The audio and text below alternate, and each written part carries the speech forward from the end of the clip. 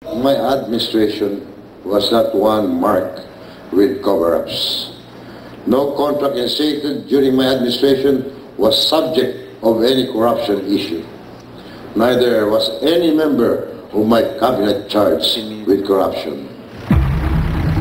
For months after Mrs. Arroyo came to power, Filipino society seemed split along economic lines. Mr. Estrada's supporters from the poor, while Mrs. Arroyo had the middle and elite classes.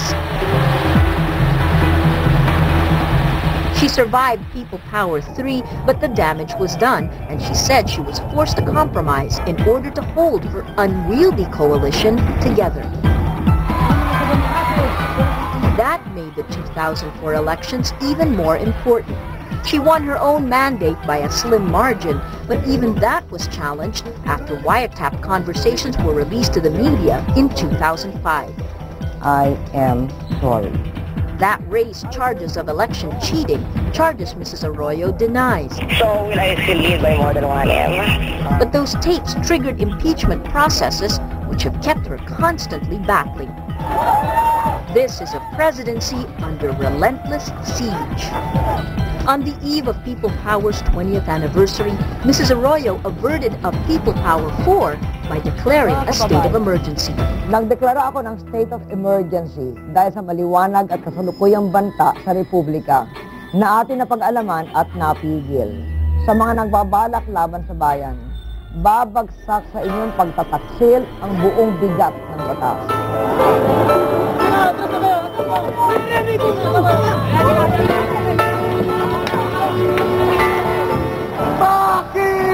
Police banned political rallies, but not everyone followed. Some respected leaders continued their plans and protested. It turned into a parody of People Power when police dispersed them with water cannons and carried out warrantless arrests.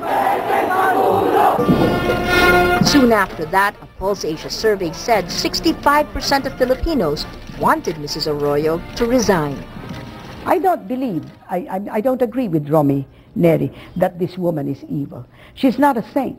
She's trying to do a job as best she can. I'm not an apologist for her, please.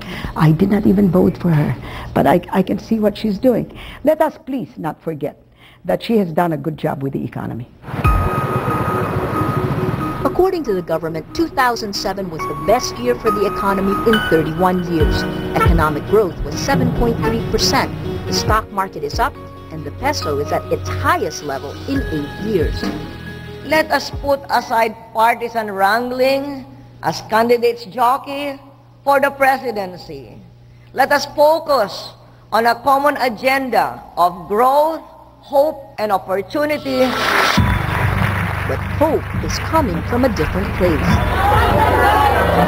Nowadays, Jun Lozada is treated like a rock star.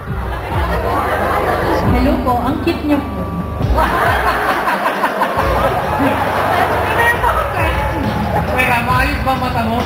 To a public looking for the truth, he is a savior who tells it like it is.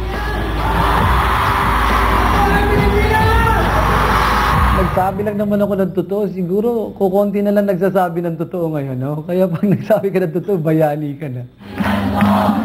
Sino nagsasabi ng katotohanan? Nagsasabi ng totoo! Filipinos in general tolerates authoritarianism, tolerates certain level of corruption. I put a term to it, permissible. But one thing that the Filipinos will not tolerate is moral bankruptcy. And people power has shown itself as a very effective tool in excising and removing morally bankrupt regimes. And in this particular case, I will not be surprised if the Filipinos use it again. Now people are back on the streets, but this time there are many demands. And many are tired of people power. I'm not going to go through another EDSA again until I go through the courts, I get through the legislature. So it's not just Gloria Arroyo's fault. They could have stopped her anytime. That's what the principles of checks and balances are, right? But what are they doing? Excuse me, but I think what they're doing is that they're negotiating. It's a transactional situation, so they've got to stop themselves. But that won't happen overnight, and the anger is real. Filipinos are united in one thing, a demand for truth.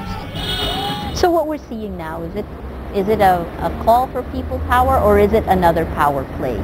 I think it is both. But there are, I think, also enough people who, regardless of the power play dimension, are really thinking people power in the original sense of what will enable the national citizenry to get certain political outcomes to come about.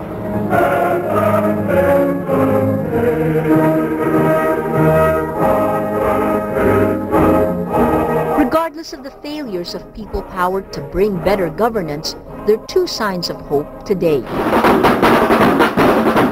There's no organizing political figure who stands to benefit from another people power, and there's a spontaneous quality to the protests, just people who have had enough and are not afraid to say so. Perhaps now the stage is set for a rebirth of true people power. What keeps you optimistic that we'll see this change in our lifetime? Each generation writes its own history. I'd like our generation to write the history that this was the period that we have engineered the modern Filipino society. There's no stopping us from doing that.